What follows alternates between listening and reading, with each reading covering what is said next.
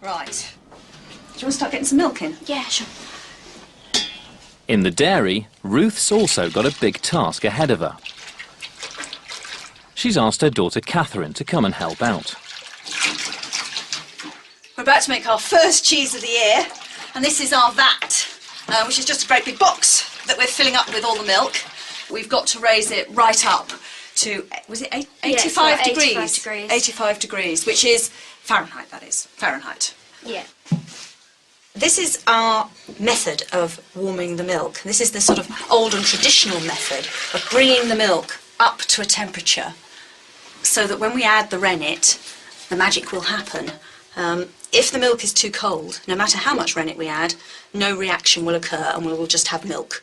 If we can get the milk to the right temperature, when we pop the rennet in, the milk will then separate into the solids, which are the curds, which is what you make cheese out of, and the liquids, called whey, which you feed to the pigs. Every time the water cools in these jugs, we take the jugs out, fill them full of boiling water and pop them back in again. Once the temperature reaches 85 degrees, the rennet is added and the split into curds and whey begins.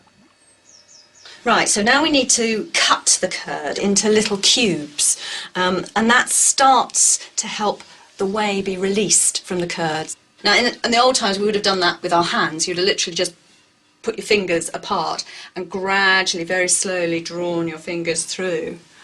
But by Victorian times, you could purchase marvellous, gorgeous curd knives. Do you want that one? You draw it across the vat. The curd has to be treated very gently at this stage. That's it. It really smells horrible.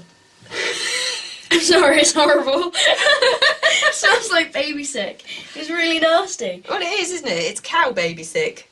Well, it is, isn't it? It's milk. It's It's milk and the juices from a calf's stomach. I mean, that's exactly what, you know, if a baby calf was sick, still horrible. this would be it. Ruth is making cheddar cheese, and it's now that the process of cheddaring takes place. The liquid whey is drained off, heated and returned to the vat. It then heats up the curd, which sets into a firm mass. And they should stay solid, yes, see? Yeah. That's it. Just The curd is then piled up in blocks. by turning it, we're starting a very gentle press, just using the weight of the curd itself to press whey out.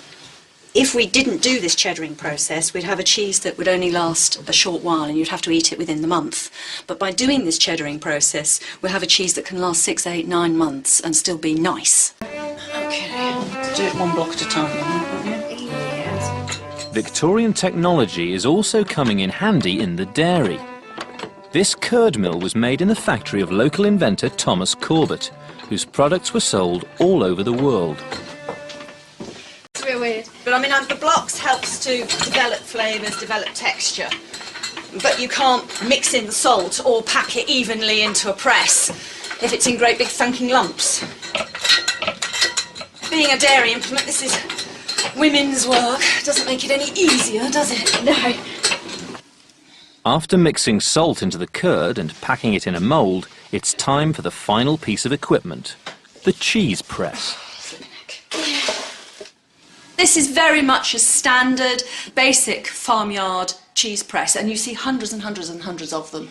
They were made in vast numbers, and they survive in vast numbers because they're really sturdy and they do the job beautifully.